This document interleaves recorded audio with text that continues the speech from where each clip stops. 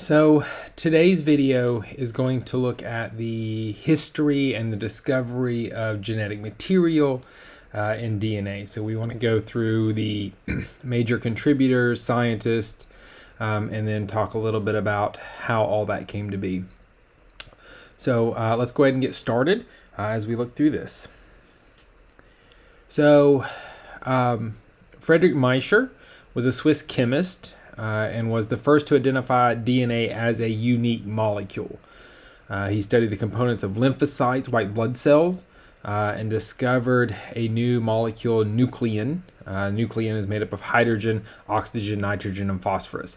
As we'll talk about the structure of DNA, we'll see that those are the major components of nucleic acids as we go through. So he didn't necessarily call it DNA at the time. He just knew that we started separating out different components that were in the cell and what those were. So we fast forward a little bit to 1914. Robert Fuelgen, a German chemist, found a staining technique that stained more or less that DNA was present. It's actually called a Fuelgen stain. He found that all cells and organisms had the same amount of DNA except gametes, which have half. So we'll talk about that when you get to meiosis and look at creating sex cells. But he noticed that all cells had the same amount of DNA and was able to actually stain that particular molecule and isolate that, which is what we looked at when we did the mitosis. That stain was used to stain the chromosomes or the DNA to put that together as we went through. So you should probably remember this picture from the lab. So the cell stained with the Fuelgen stain, it is the DNA and not proteins that are visible under the microscope. So this is what we're looking at, and we can see the chromosomes in different phases of mitosis when we looked at that in different parts of the cell cycle. So we've built a foundation to understand that there's a molecule in a cell. Every cell has this same amount of molecule if you're just talking about one individual organism. And so then 1928 comes along and Fred Griffith demonstrated that bacteria could be transformed. That's an important word to understand as we go into talking about DNA.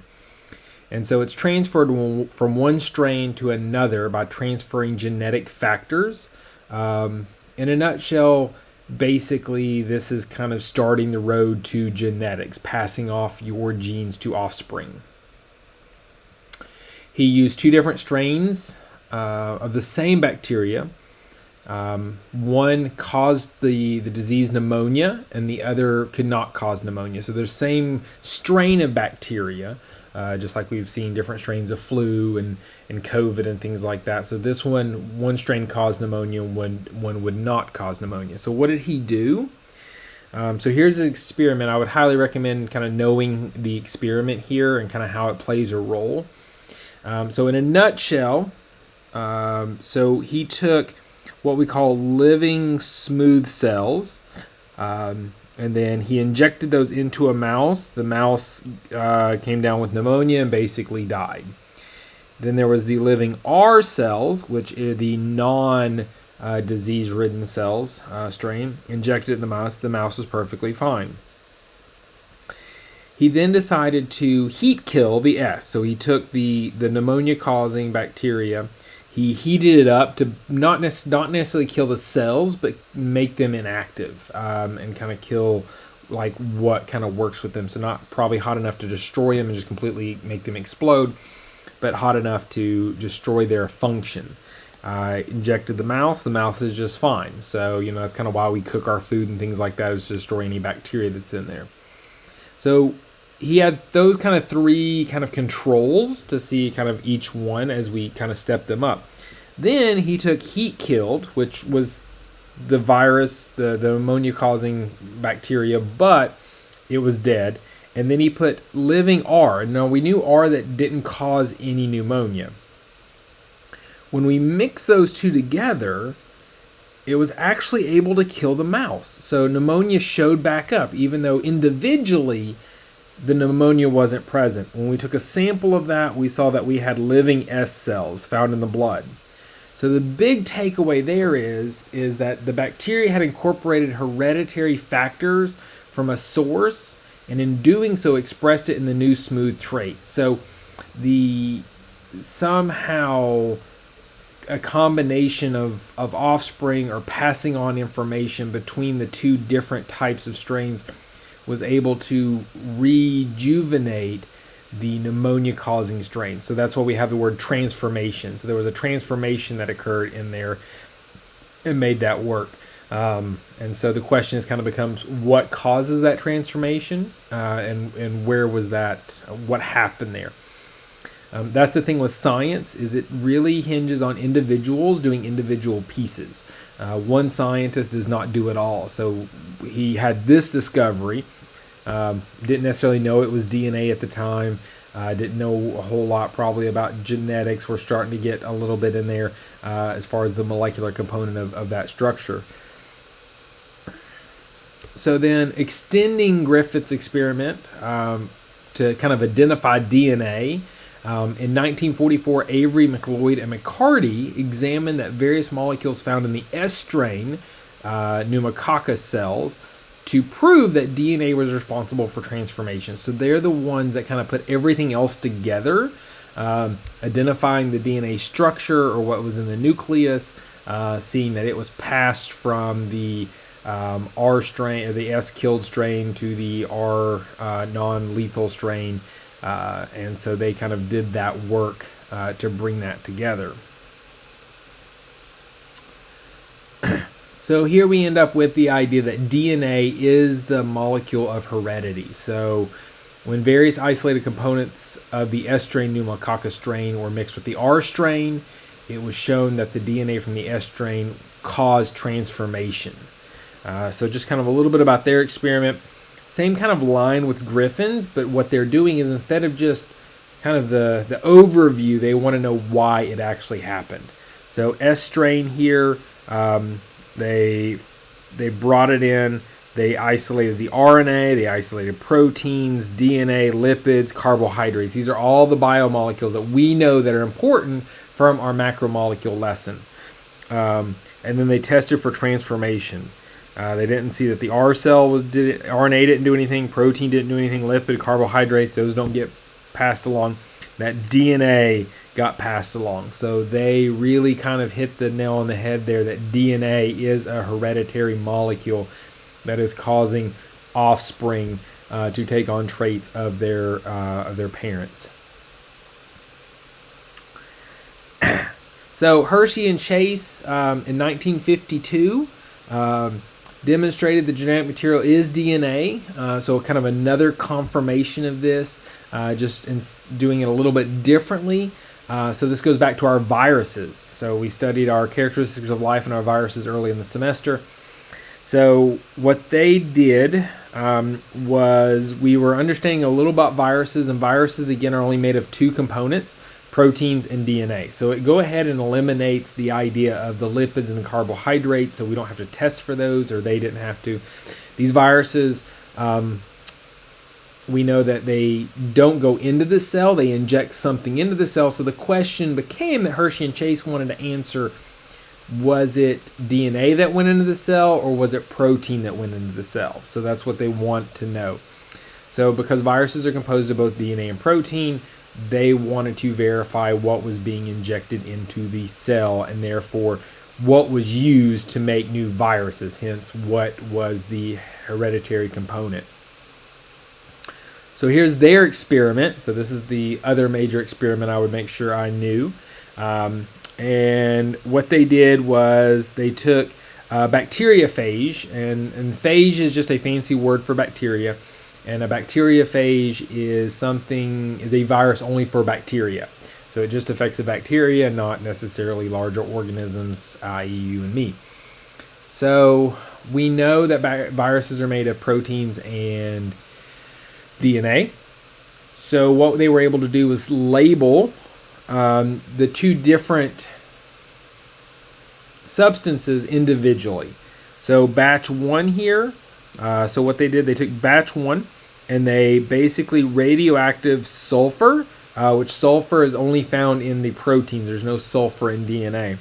So for color coding purposes, we'll just say it's pink. So the proteins are all pink now. So we mix the bacteria, we mix the virus or the phage, we let it do its thing and let it like infest the bacteria and reproduce viruses and go through the whole virus cycle that we know.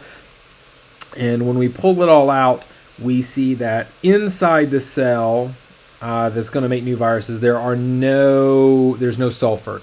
So that radioactive sulfur is not in there. It is outside the cell. So therefore, these are not what is allowing the cell to make new viruses. So the protein is not it. But to verify that we're right, we take a second batch and we hit phosphorus. We radioactively isolate phosphorus. We add that. For this sake, we're going to call it blue.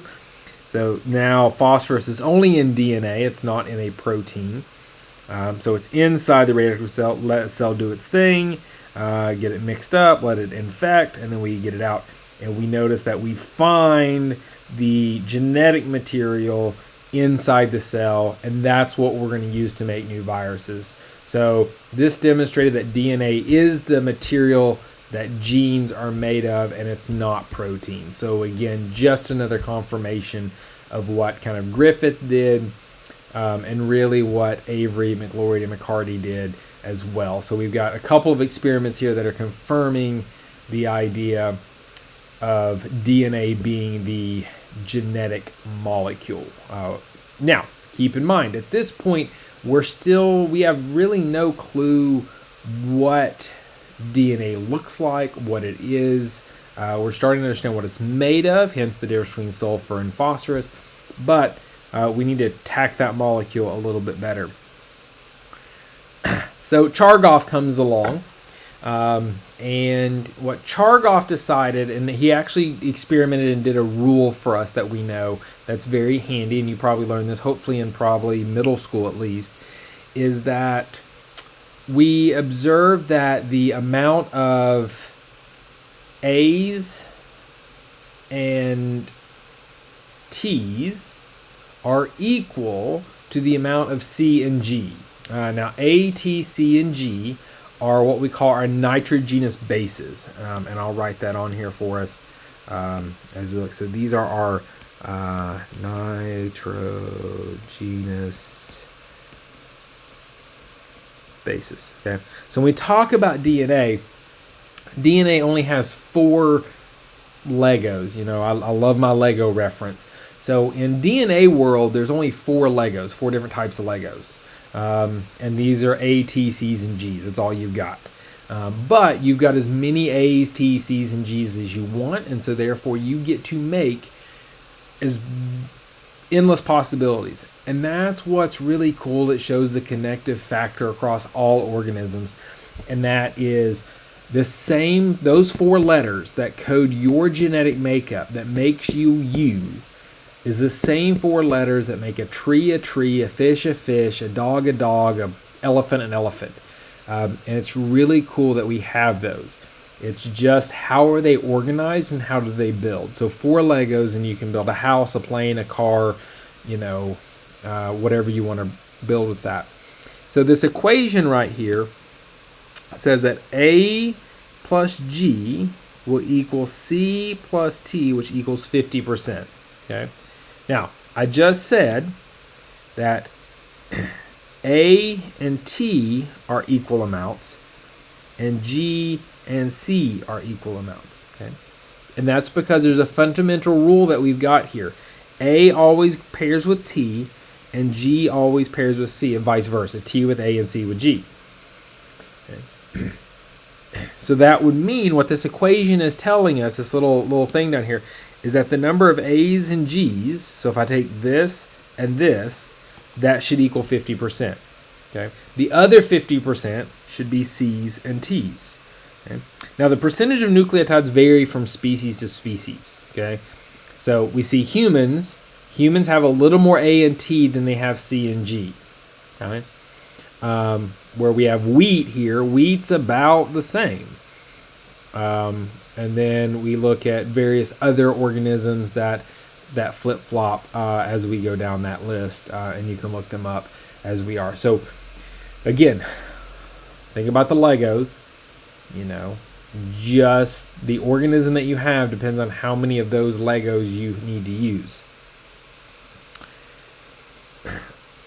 So along comes Rosalind Franklin, and if you know anything about science history, she's always a big name that comes in, and we'll talk about Rosalind Franklin and her contribution to that. Now, again, there's two sides to every story, and I've done some reading and some digging, and I'm going to give you my opinion to this whole side. So Rosalind Franklin was what we call an X-ray crystallographer. So her job was to take compounds, turn them into crystals, so solid, and take pictures of them. She was able to take a picture. They got DNA to crystallize into a crystal structure, and she took a picture of them right here. So this right here is a picture, a crystal picture of DNA.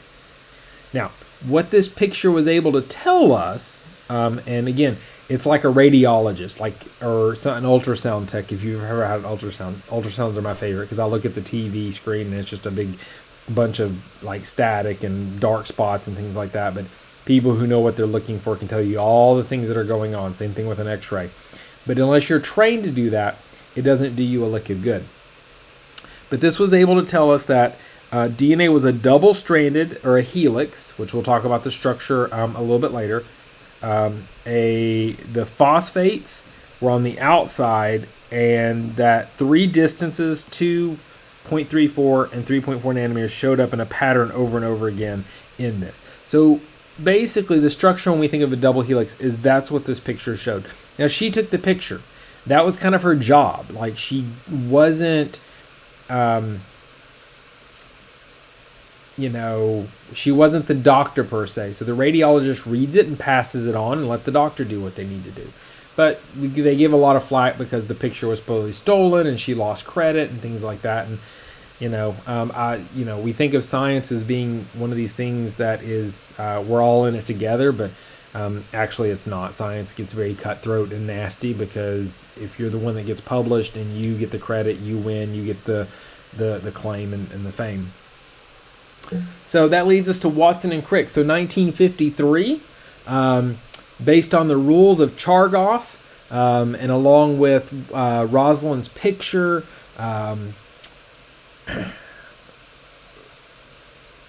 James Watson and Francis Crick basically came up with the structure of DNA. Now what they did, and this is really cool, is they just worked with models. They didn't do any like real science that we think of science, like lab coats and test tubes and chemicals and beakers.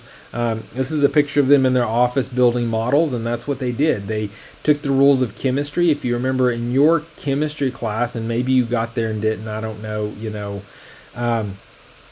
is there's a model lab with all the little model kits, and which one of the things you're supposed to do is measure bond angles. So depending on water's a bent structure, and you have your tetrahedrals and your planars and all that sort of stuff. The way the molecule organizes itself can only fit certain ways.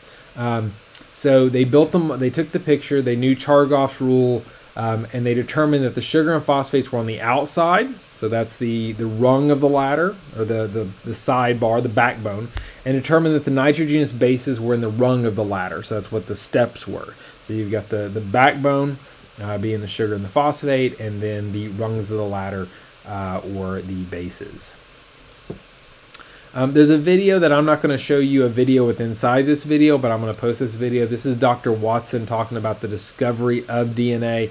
I'm going to ask that you watch it. It's pretty interesting, and there may be some information that comes from that as we go through. So, determine nitrogen-base pairing.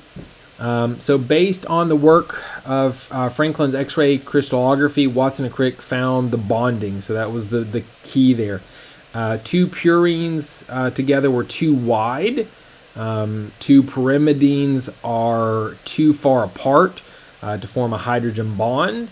And so they found that a purine and a pyrimidine, however, were just right. So as you can see, these are too far, these are too short, but these are just right. So it's kind of like Goldilocks and the Three Bears. You had to find the one that fit just right where it needed to. So talking a little bit of structure of DNA again, just to remind you of some stuff and hit home with where we're at. So if you notice, our purines are double rings. So there's 2 rings in our purines. Our pyrimidines are single rings. So the ring structure here that we've got. Nucleotides are made up of 3 structures, 3 base structures. So there's a pentose sugar, so a 5-carbon sugar. A nitrogenous base, so that's that, and then our phosphate group. Okay. Now just to make sure we're all clear here and understand where we're at, and I'll kind of follow the same color. So for our nucleotides, there's several different options of putting everything together. So there can be 5 different nitrogenous bases. So you've got 5 options here. Okay. For your sugars, the sugar can be either of these, deoxyribose or ribose. So there's 2 options there, and there is only 1 option for a phosphate group, and that's just a phosphate group. Now the nitrogenous bases are A's, T's, C, G, and we'll talk about U, but U is unique because U is only in RNA. So when we talk about RNA structure a little bit later, we'll go into that mess. As far as your DNA, the idea deoxyribose and ribose, so these are the same. Deoxy, D means not, and oxy is oxygen. So the difference is you're missing an oxygen in there, and it actually sits right here. So there's that oxygen, and then it's missing right there. That's the only difference between deoxyribose and ribose. So the sides of the ladder. So sugar phosphate backbone. So these, they just kind of pair up here. So sugar phosphate, sugar phosphate, sugar phosphate, sugar phosphate, sugar phosphate, sugar phosphate. Okay. And they work just like that. So that's the backbone. And then we add the middle here. Okay. So you've got a pyrimidine and a purine. And then we've got our hydrogen bonds that hold them together. Okay, so our hydrogen bonds are going to hold them together in that sense, and they just keep adding here as we go. Now, if you get really into DNA and study some of the stuff, you'll notice that A's and T's only have 2 bonds. So 1, 2, and G's and C's have 3 bonds, which really is why C's pairs with G's and A's pairs with T's. You can't have the other way around because they don't fit. They won't go together like that. And then you just keep bonding them out until you have this nice structure of DNA that we've got set up there. And then here's kind of the typical picture that you're going to see with DNA. So you've got kind of your ribbon model here that just kind of shows, doesn't really show the backbone, but kind of shows all the connections. This is kind of the space filling model. So if you used all those model kits and built them, you can see where those are set up, and it's all filled in space in here. And then your typical model is right here. Okay. So that in a nutshell is the structure of DNA along with the history and discovery of DNA. Under this video in Canvas is the link to Watson's TED Talk, so I would highly recommend watching that. It's amazing to kind of listen to his viewpoint of that and where we go, and we will go from there. So I will see you next time.